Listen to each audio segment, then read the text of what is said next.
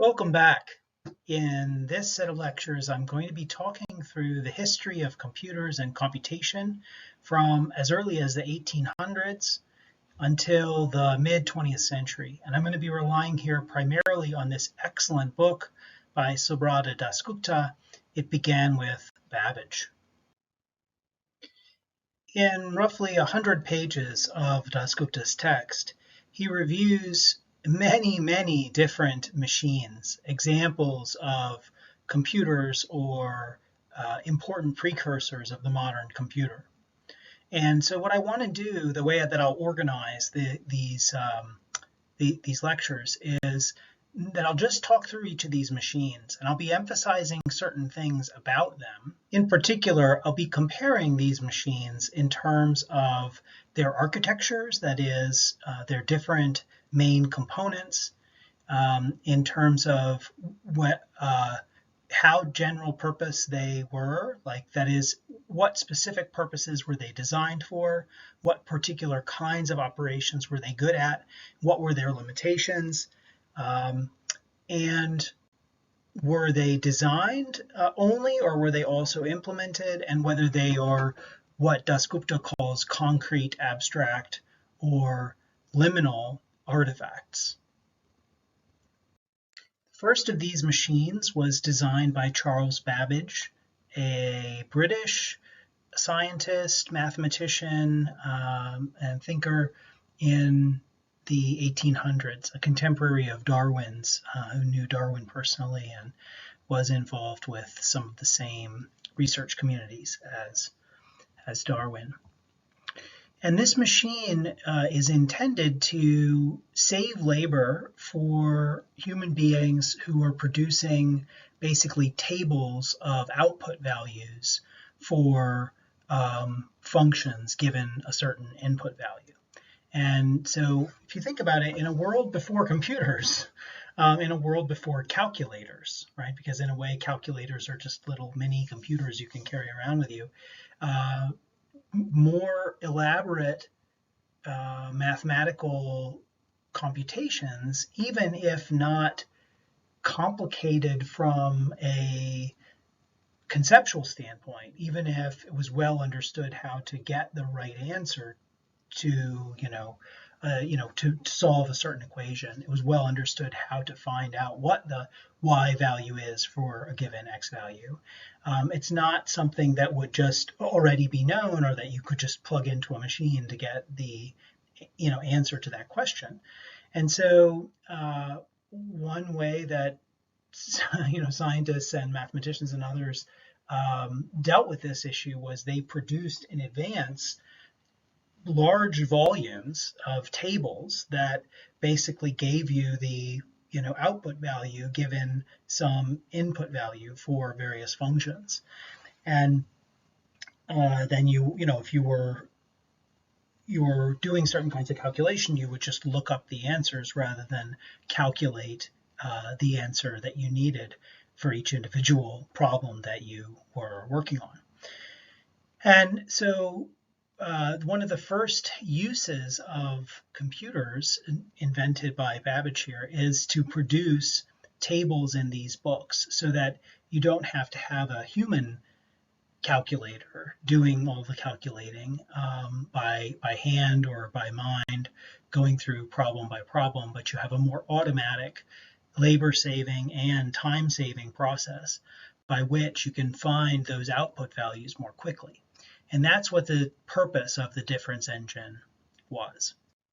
Now, to understand how this machine works, we have to understand a few things about, what was already known about how to calculate these tables most efficiently by hand.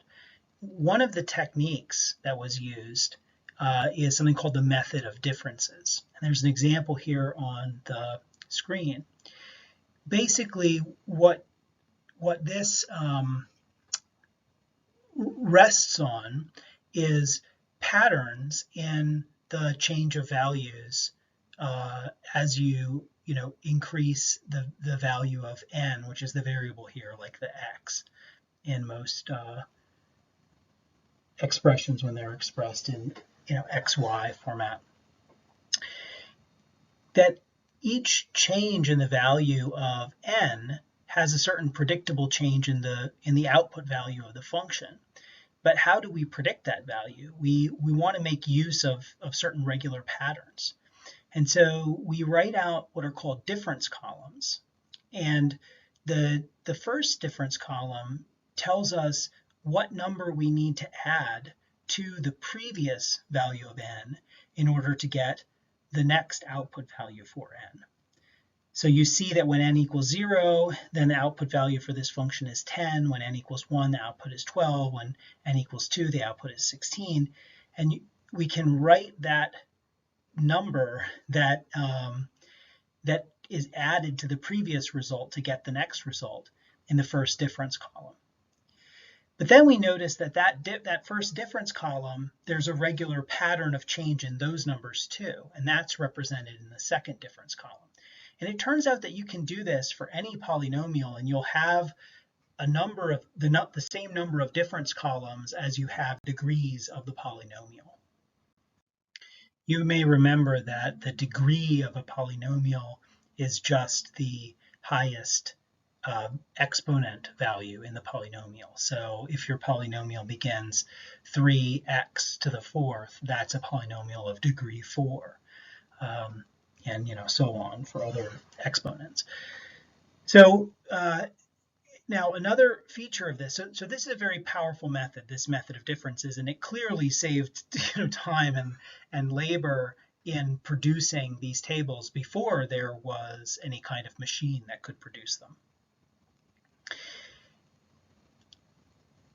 Part of how to understand the significance of the method of differences and the scope of, let's say, the scope of application of the method of differences is through something called the Weierstrass approximation theorem, which was discovered in the 19th century as well.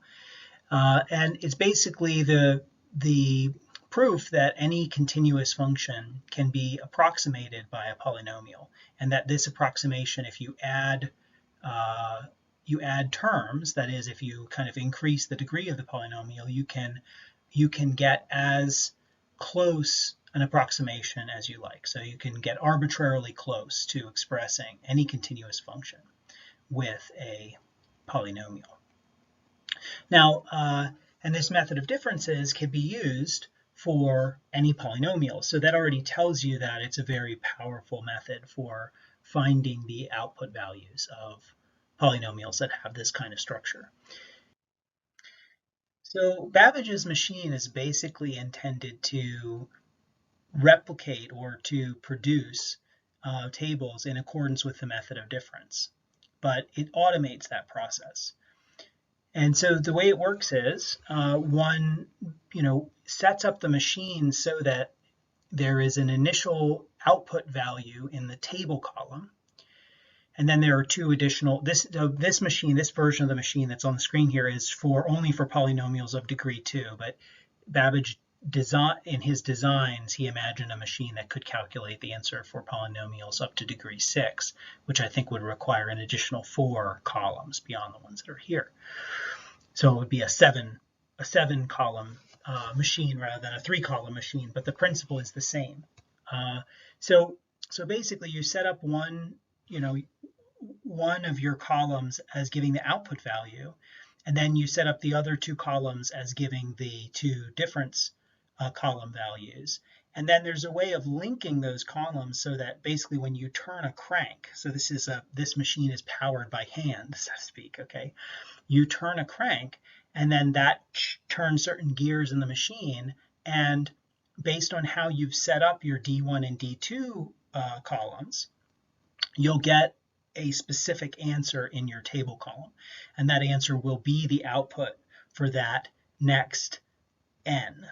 So if you set up the table so that you start at n equals 2, then that would be 16 in the table column, and a 4 in the D1 column, and a 2 in the D2 column. And from there, every time you turn the crank, right, if the machine is set up in such a way that the right answer will be produced, 22 at the first turn of the crank, and then 30 at the next turn of the crank, and then 40 at the next turn of the crank, and so on as far up the number sequence as you want to go to get answers for your table. So it's a rather ingenious device. It operates purely mechanically. It's relatively easy to understand how it works, and it's extraordinarily powerful, certainly more powerful than any automatic or mechanical calculating machine in existence at the time that Babbage designed this in the early 1800s. Now, at the same time, there certainly are many limitations of this machine. And in addition to just the limitation that it only does this one thing, giving outputs of for particular input values, polynomials, it also only works for values up to 99,999 in any of its columns. And that's because each of those rows in the columns here is going to have a number in it, and those numbers represent represent the numerical values in those columns, so that you can read off of the machine your output for any n. But there isn't an infinite number of rows here. So if the machine is designed with 6 rows, then it's only going to be able to do this much. And another noteworthy feature of this machine is that it actually was built. There was a version of it built by Babbage himself, and there were colleagues in different places that ended up building versions of it. So Babbage managed to actually see working versions of this machine in his lifetime.